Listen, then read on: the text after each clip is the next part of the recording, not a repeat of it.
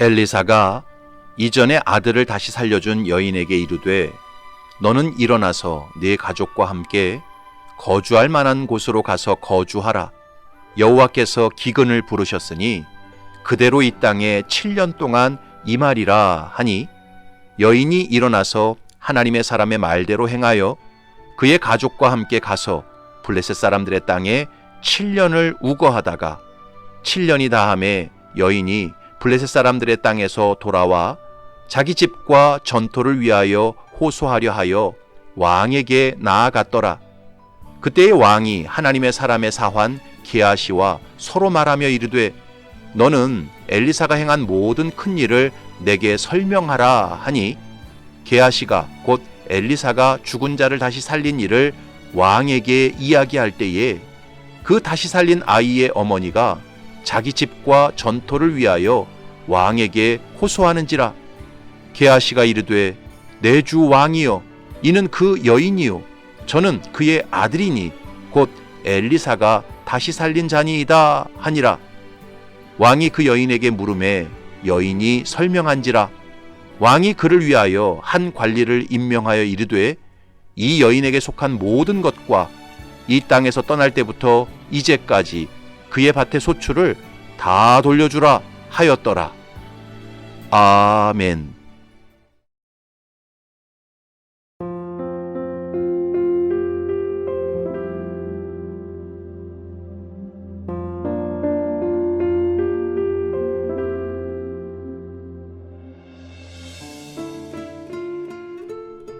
옛날에 맹구 시리즈라는 유머가 한창 유행한 적이 있었습니다.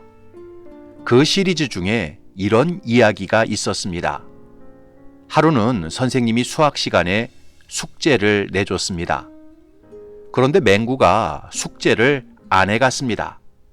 그러자 선생님이 숙제 안 한 놈들 다 나와! 그러셨습니다. 그러자 숙제를 안 한 7명의 학생이 앞으로 나아갔습니다.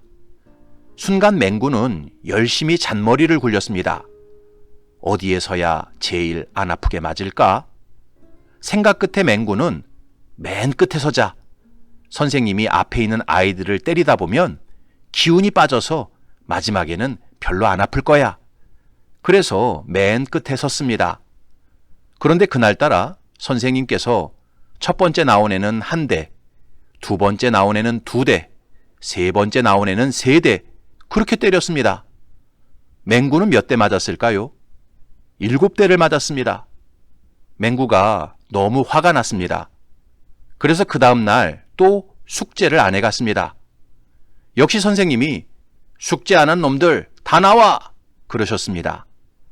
오늘은 5명이 나가는데 순간 맹구가 또 잔머리를 굴렸습니다.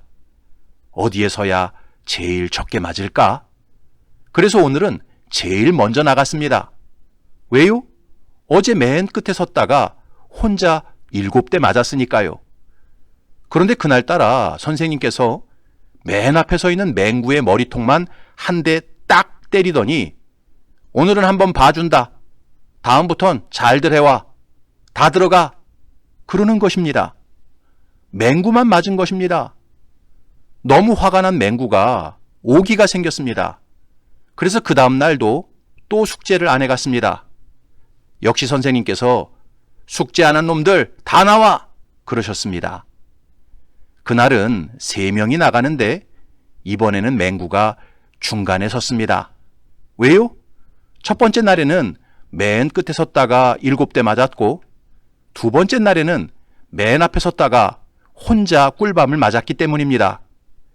그래서 이번에는 중간에 섰습니다. 그랬더니 선생님께서 그날은 그러시는 것입니다. 너희 같은 놈들은 내 손으로 때릴 가치도 없어. 너희들끼리 서로 박치기해. 첫 번째랑 중간 박치기. 중간이랑 세 번째 박치기. 맹구만 중간에서 2번 박치기를 했습니다. 여러분, 맹구에게 이런 일이 왜 벌어졌을까요? 선생님이 특별히 맹구만 미워해서 이런 일이 벌어졌을까요? 아닙니다. 맹구가 계속 숙제를 안 해가서 이런 일이 벌어진 것입니다. 선생님 말씀 잘 듣고 숙제를 잘해 갔으면 끝에 서서 7대 맞을 일도 없었고, 맨 앞에 서서 혼자 꿀밥 맞을 일도 없었고, 중간에 서서 2번 박치기 할 일도 없었습니다. 그런데 이것은 하나님 앞에서 우리 인생도 마찬가지입니다. 우리가 하나님의 말씀에 온전히 순종하고 살면 고통당할 일도 없고 손해볼 일도 없습니다.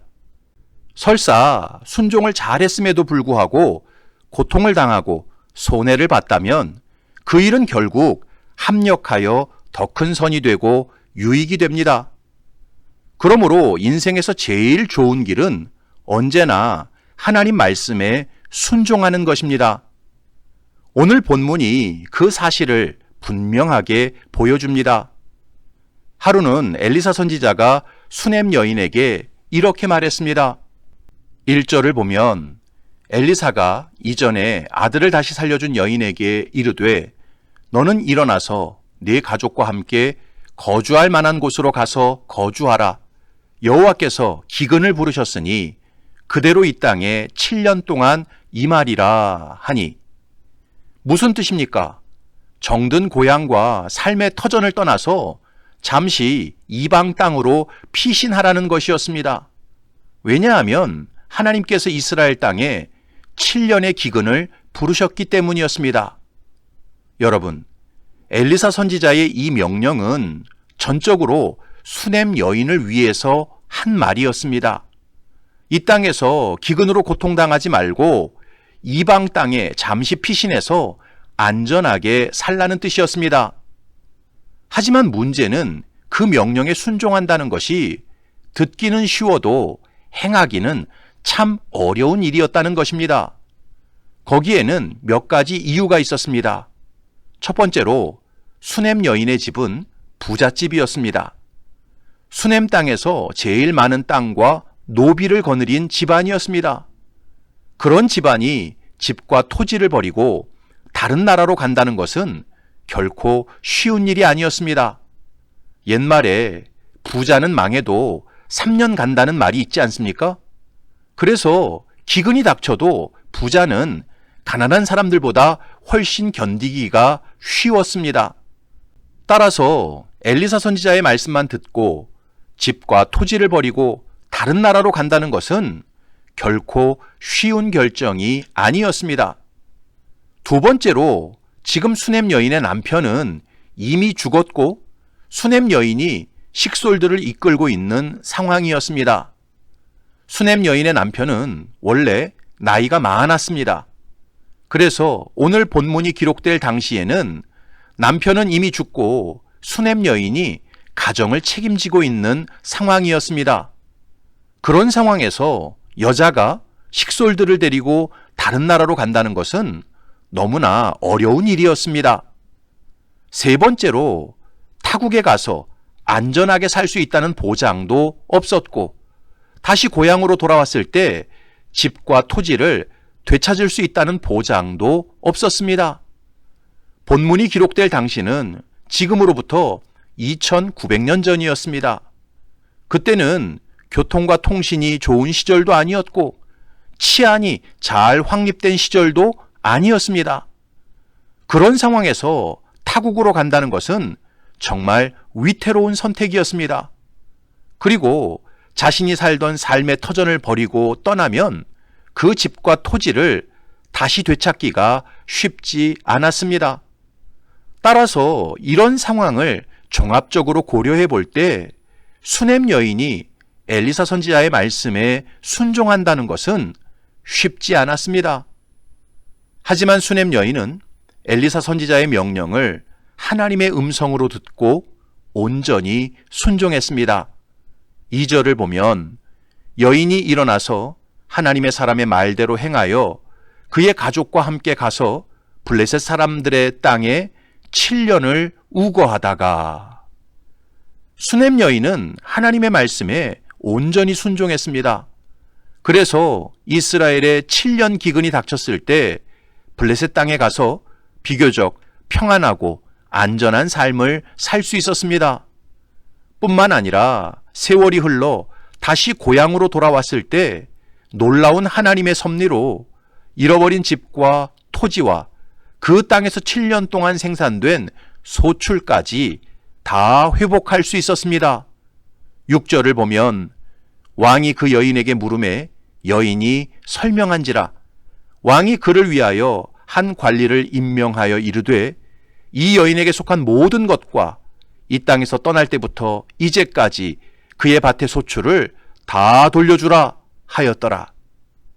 그러니까 수넴 여인은 하나님의 말씀 앞에서 전혀 잔머리를 굴리지 않았습니다.